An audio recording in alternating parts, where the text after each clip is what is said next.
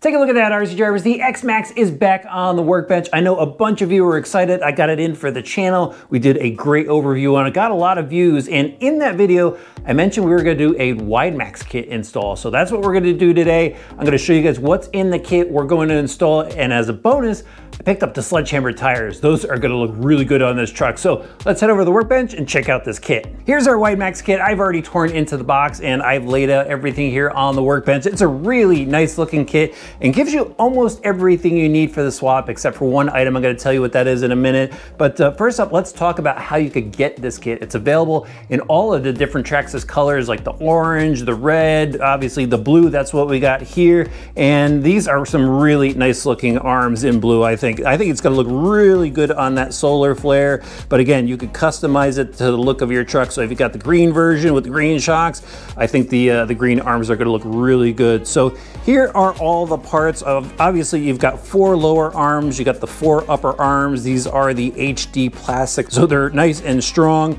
They give you an instruction sheet, but we're gonna walk through that today. Here are the new steering links. Obviously you need longer steering links because you got wider arms. We've got longer drive shafts now as well, and new springs. Now the only thing it doesn't give you is oil, and luckily I have some oils here. We're gonna need 40 weight according to the instructions. Although I'm kind of thinking of going with 50 weight since I'm gonna go big air with this thing. But again, it's a really nice looking kit. And what this does for you is it widens the truck for better stability. It actually widens the truck 60 millimeters. So that is a lot. So it's gonna give the truck a really big stance and a lot better handling. Now, the other thing I mentioned that I got was the new SledgeHammer tires. Check these things out. Look at those large lugs. Really like the SledgeHammer tires on my Haas. And I think they're gonna be a blast on this X-Maxx as well. Really going to shred dirt with that 8S power system in there. Those look really good, and I believe those are available in different colors as well. Somebody probably knows. Let me know in the comment section. I haven't been able to walk through the entire Traxxas site yet, but we got to get this thing installed. So I'm going to go grab our X-Maxx and we're going to get to work.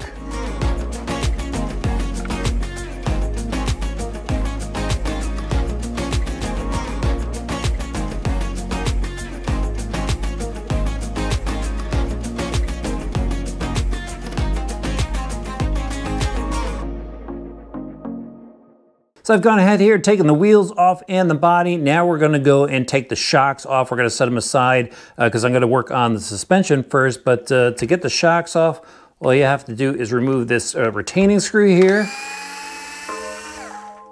Put that aside and then take an Allen wrench and push the pin through the back side. It's that easy. Do that for all 4 shocks.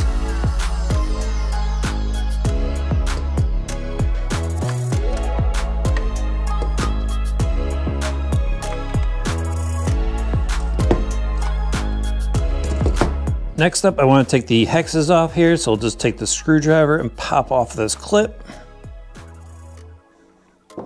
Slide that hex off. And then you're going to want to do that for all 4 hexes. Now we're going to move on to the arms next, and we're going to do the same thing as the shocks. Remove the pin retaining screw and just slide all the pins out.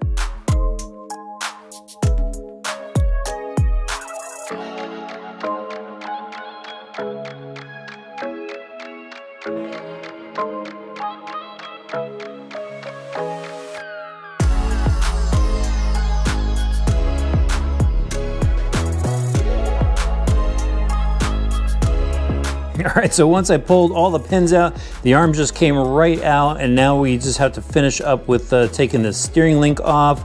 Even the axle fell out nice and easy. So you're gonna take a 2.5 millimeter hex driver and slide it down through this little hole right here to access the steering, and you might have to just move the steering into place. Well, I need 2 hands for this. You get the idea. Just take the screw out, and then we're gonna move on to replacing all the old parts with all the new parts from the WideMaxx kit. So I've got 1 arm assembly off here. It's probably easier to just work on 1 arm assembly at a time. And all I have left in my hand after taking the suspension apart is the steering knuckle. And the reason why I left this is I want to go and swap the steering link right away because it has this offset ball stud here. And I just want to remember which direction it goes in, because if you do flip it over, it'll alter your steering. So just take a 2.5, unscrew that, slide that out, and that long shank of the ball stud goes up. So we'll just swap that in. There we go. And now it's time to move on to reinstalling the arms on the caster block here. But before I do that, I wanted to show you guys the arm. So here is the new HD longer WideMaxx arm. You can just see how long this thing is. But what I really wanted to show you is there is some extra webbing in here now. You can just see that they went ahead and kind of bulked up this area on the outside, and same with the upper arm here. First up, you can see the length difference, but right here, it's hogged out, and over here on the new arm, it is solid. So they went and tried to make these arms as strong as possible for you. The only thing they didn't change other than the length is the CV drive shaft here. It is the same diameter, and it probably would have been nice if they bulked this up just a little bit, because we got longer suspension arms on here now, and that's more leverage on things. And if that arm twists, sometimes it takes it out on this drive shaft. So I'm gonna swap that out in a second, but first up, let's start with the arms here. So I'm just gonna go and throw these back on. So we'll go and slide the pins back in just as we took everything apart. Slide that lower one in, and then we'll put this upper pin in. There we go, and that's pretty much ready to set aside. I'll go and put the capture screws in later. Next up, I wanna go and work on the axle. I probably just should have worked on the axle when I was talking about it, but this is pretty simple. All you gotta do is push out the cross pin here, slide that out, your axle comes apart. Now you need to slide out your barrel, so we'll go push that out with just a hex driver. And there is a little bit of grease on here, and what I like to do is I like to use a little cow RC udder butter on my universals, and just put a very light coating of grease on it. I don't like putting a glob of grease on everything because it attracts dirt, and the more dirt you get in there, the more it wears out the part. It just needs a little bit of grease in my opinion, and I'll just turn it as I push it in so everything gets coated. And now you can just go slide that cross pin back in. So there's that. There we go. And now we can just slide this right back into the steering knuckle.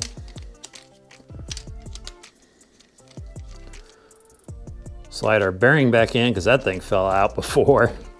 And then put the hex back on. There we go. And then this clip so that doesn't fall off. Just use a pair of pliers to push that clip in place. All right, now I just have to go ahead and slide the arms assembly back in place, put the pins in. Everything is gonna look really good. And after I get this all buttoned up, just gonna move on to the other three.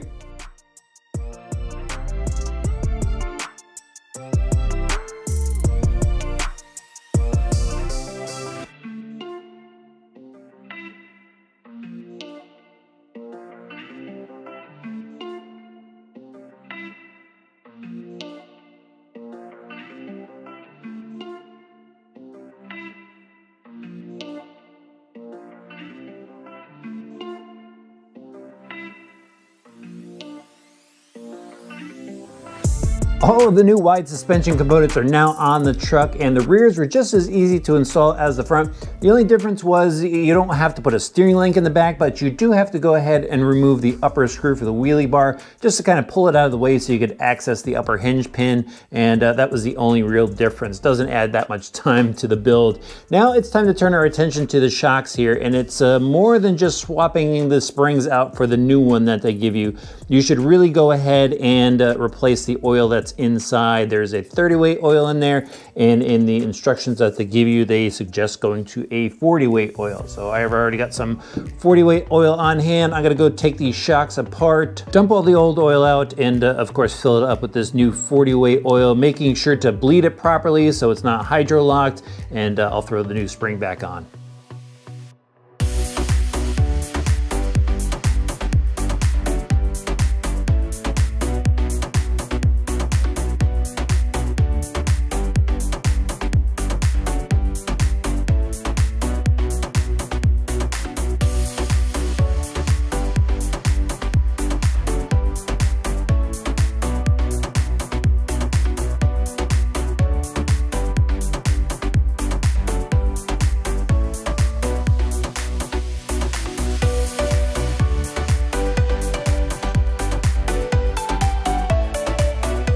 I've got the shocks back on the truck, and the all blue suspension looks really good. Now I have to go and put these SledgeHammer tires on, and after I put them on, there's one more adjustment we have to make.